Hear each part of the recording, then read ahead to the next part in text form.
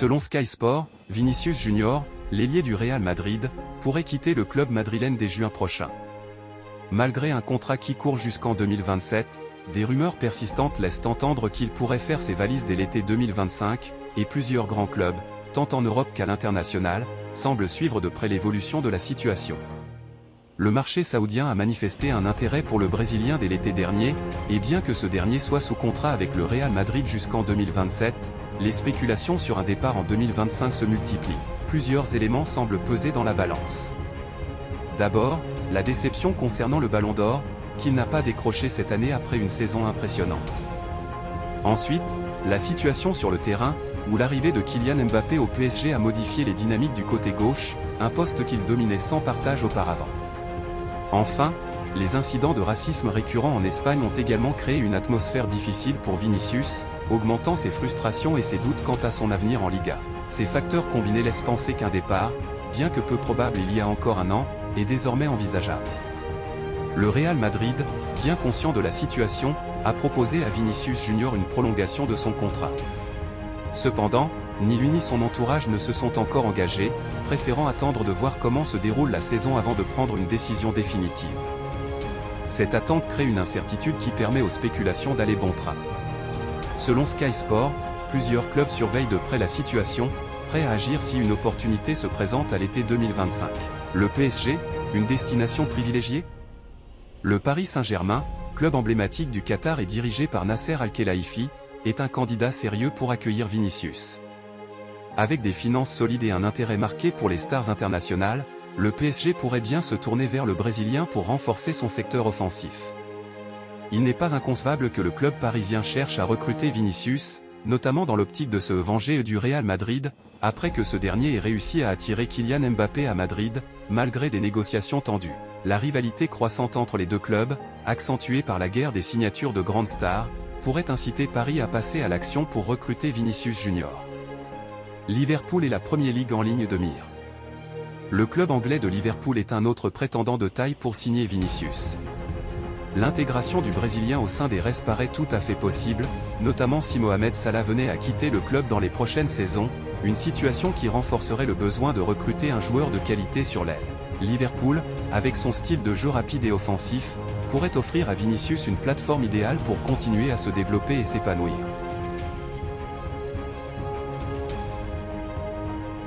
Raúl Asensio, jeune défenseur central de 21 ans, connaît une ascension fulgurante au sein du Real Madrid, mais son avenir est assombri par une affaire judiciaire complexe.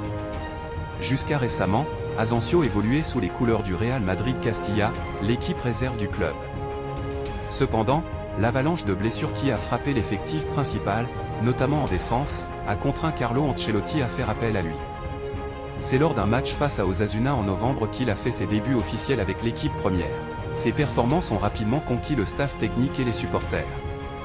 Solide dans les duels, rigoureux dans son placement et efficace dans la relance, il a impressionné par son sang-froid et sa maturité. Une prestation particulièrement aboutie lors de la victoire 2-0 contre Retafe a marqué un tournant dans sa jeune carrière. Associé à Antonio Rudiger en défense centrale, Asensio a formé un duo complémentaire qui a permis au Real de maintenir une solide stabilité défensive malgré les absences. L'ascension rapide du joueur a conduit les dirigeants madrilènes à revoir leur plan. Initialement, le club envisageait de recruter un défenseur central lors du mercato hivernal, mais les performances d'Asensio semblent avoir dissipé cette nécessité. Il est même en passe de signer un nouveau contrat avec le club, confirmant ainsi sa place dans le projet à long terme du Real Madrid. Cependant, l'émergence d'Asensio sur le terrain contraste avec une situation personnelle bien plus sombre. Depuis quelques semaines, il est régulièrement la cible de sifflets et de critiques lors des déplacements des Merengues. La raison? Une affaire judiciaire qui a fait grand bruit en Espagne et dans laquelle il serait impliqué. En juin 2023, Asensio aurait participé à la diffusion d'une vidéo intime enregistrée sans le consentement de la victime, une femme mineure au moment des faits. La vidéo aurait été partagée dans un groupe WhatsApp incluant une trentaine de personnes, et Asensio fait partie des joueurs identifiés comme ayant relayé ce contenu. Les autorités espagnoles, notamment la Guardia Civil, mènent une enquête approfondie sur cette affaire, qui est qualifiée de pédopornographie en raison de l'âge de la victime. Si Asensio n'est pas accusé d'avoir enregistré la vidéo, son rôle présumé dans sa diffusion reste lourd de conséquences. À ce jour, il n'a pas été reconnu coupable, l'enquête étant toujours en cours. cette affaire ne concerne pas uniquement Asensio. 3 autres joueurs du Real Madrid étaient également soupçonnés, mais ils ont depuis quitté le club. L'un d'eux, Ferran Ruiz, a rejoint Girona l'été dernier. Selon la presse espagnole, son contrat contient une clause permettant à son nouveau club de le licencier immédiatement en cas de condamnation. Malgré cette situation délicate, Raúl Asensio continue de progresser sur le terrain. L'interview tant attendue de Kylian Mbappé, accordée à Canal+ dans l'émission Click, fait beaucoup parler, en particulier à Paris, où 2 passages ont particulièrement agacé les supporters du PSG. Le silence médiatique de l'attaquant depuis le début de la saison a laissé place à une prise de parole maîtrisée, mais qui n'a pas répondu aux attentes sur certains points sensibles. Un mea culpa insuffisant pour les supporters parisiens.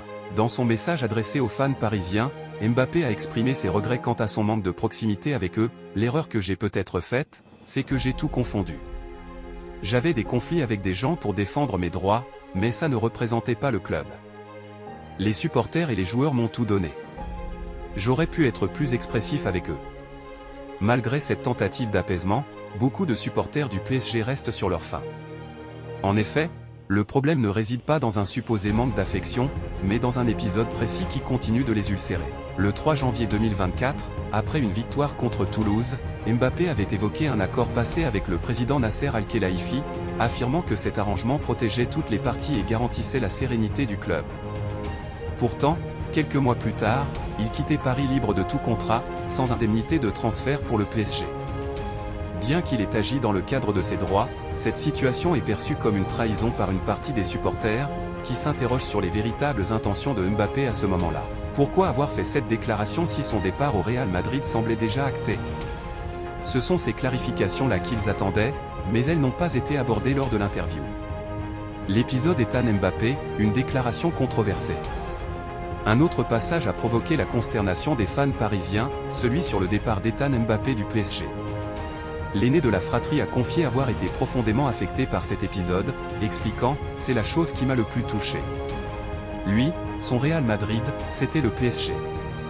Indirectement, je lui ai enlevé ça. Il me disait qu'il ne voulait pas rester, que ce n'était pas normal ce qu'il me faisait.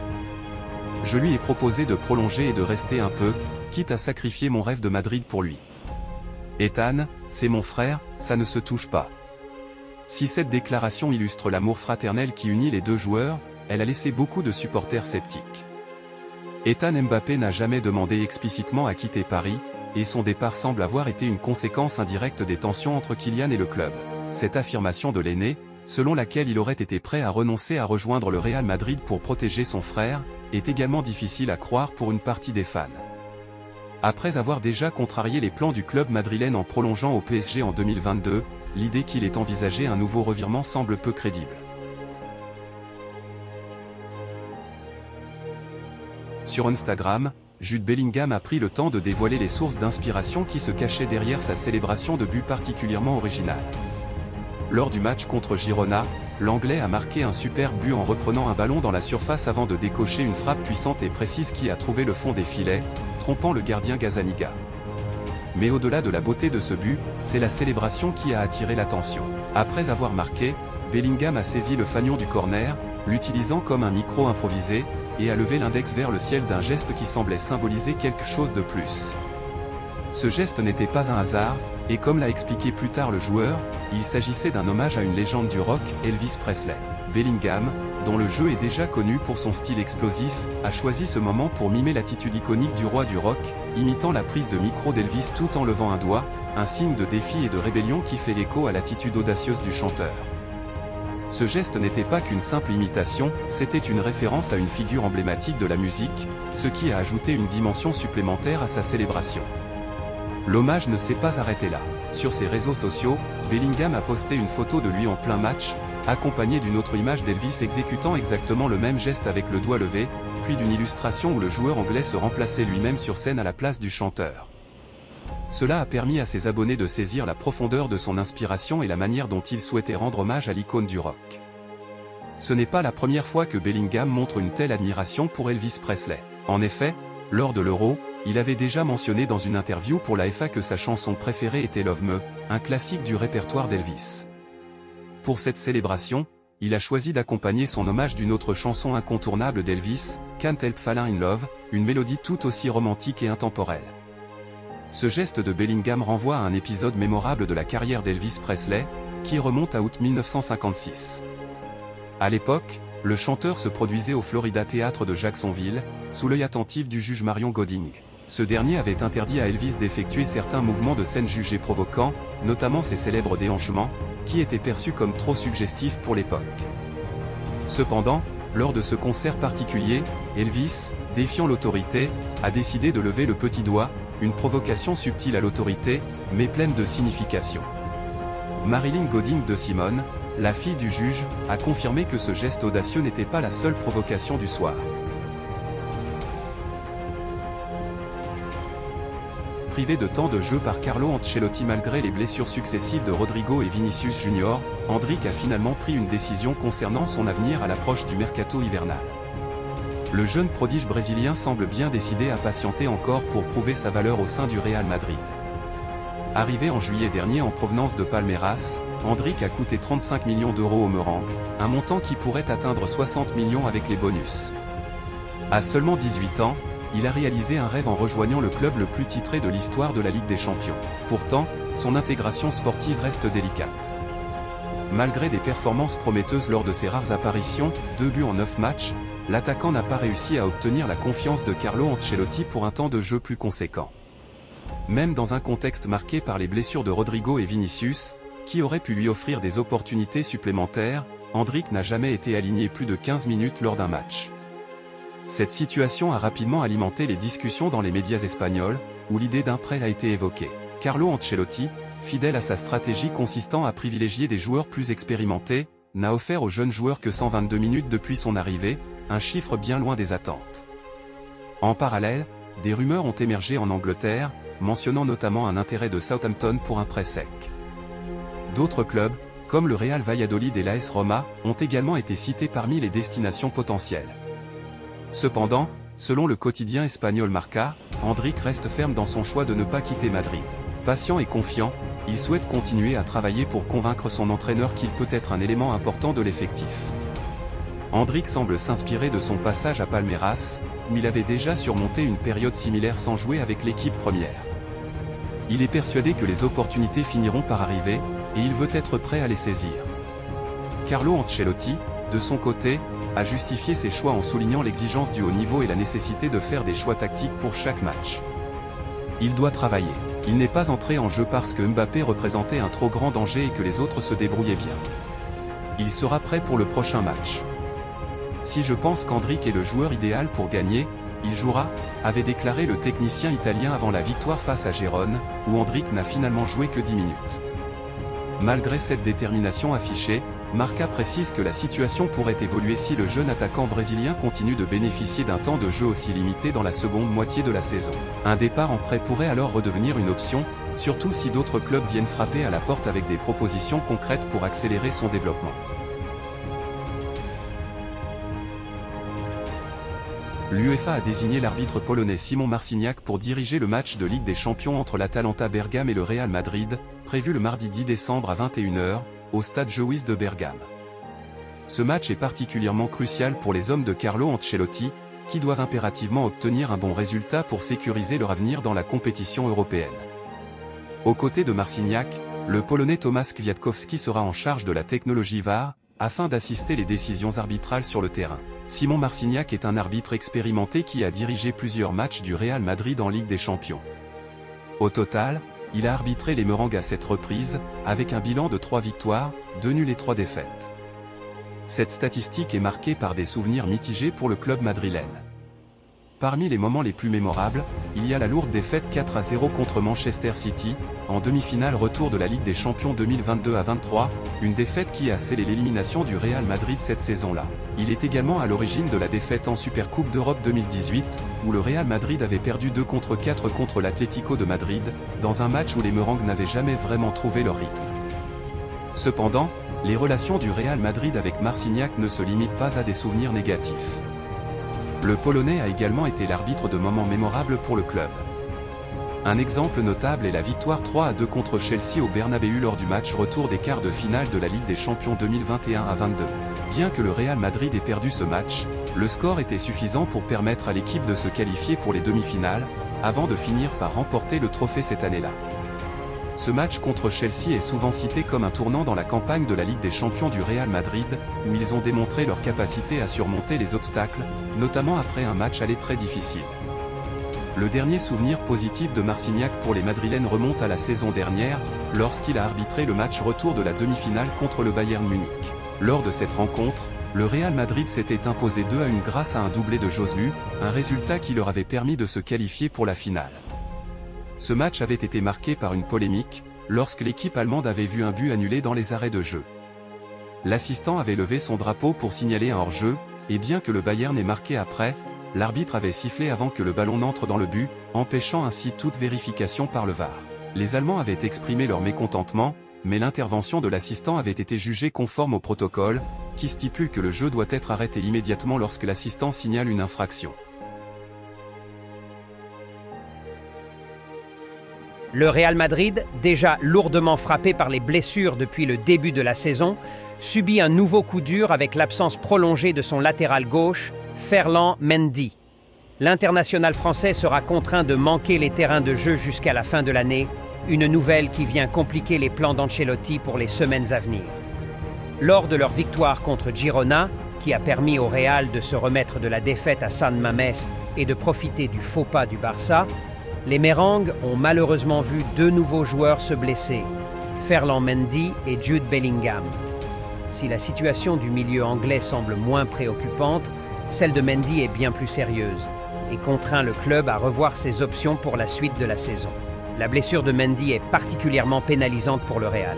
Le défenseur souffre d'une lésion musculaire au quadriceps droit, comme l'a indiqué le dernier rapport médical publié ce matin par le club madrilène. Selon les premières estimations, Mendy devrait être éloigné des terrains pendant environ 3 semaines. Cela signifie qu'il manquera plusieurs matchs cruciaux, dont la finale de l'Intercontinental prévue pour le 18 décembre, ainsi que des rencontres importantes de La Liga contre le Rayo Vallecano le 14 décembre et Séville le 22 décembre. En conséquence, il est désormais certain que Mendy ne reviendra pas avant le début de l'année 2025, ce qui complique encore plus la gestion de l'effectif par Carlo Ancelotti. Pour Bellingham, cependant, les nouvelles sont plus rassurantes. Bien qu'il ait ressenti une légère gêne après sa superbe performance contre Girona, les tests effectués ont confirmé qu'il ne souffrait d'aucune blessure grave. Le Real Madrid a précisé dans un communiqué que son état physique est bon et sa participation au choc de Ligue des Champions de mardi prochain contre l'Atalanta n'est pas compromise. Cette nouvelle est un soulagement pour les supporters et pour Ancelotti, qui compte énormément sur l'excellente forme actuelle de l'Anglais. Cependant, l'absence confirmée de Mendy complique grandement les choix tactiques du coach italien, notamment pour le déplacement à Bergame. En effet, ce dernier devra composer avec plusieurs absences de taille, puisque d'autres cadres de l'équipe seront également absents pour cette rencontre européenne. David Alaba, Dani Carvajal, Eder Militão et Eduardo Camavinga ne feront pas le déplacement en Italie, ce qui laisse Ancelotti dans une position délicate, d'autant plus que des doutes persistent sur l'état physique de certains autres joueurs clés comme Vinicius Junior et Rodrigo. Concernant Vinicius, le Real Madrid suit de près l'évolution de sa blessure au biceps fémoral de la jambe gauche. Bien qu'il ait déjà raté quelques matchs en raison de cette blessure, le staff médical continue d'évaluer son rétablissement. Les chances qu'il soit prêt pour le déplacement à Bergame restent incertaines. Et il faudra attendre les derniers examens pour savoir si Vinicius pourra être de la partie. Quant à Rodrigo, la situation semble plus positive. Bien qu'il n'ait pas été inclus dans la feuille de match contre Girona, son état s'améliore et sa participation au match de Ligue des Champions ne semble plus être en danger. Si tout se passe bien, il pourrait bien faire son retour sur les terrains dès ce mardi. Dans ce contexte de nombreuses absences, Ancelotti devra trouver des solutions créatives pour pallier les manques et tenter de maintenir la dynamique positive de son équipe, d'autant plus qu'en cette période cruciale de la saison, chaque point compte. Les prochaines semaines s'annoncent décisives pour le Real Madrid, avec un calendrier dense et des adversaires de taille à affronter.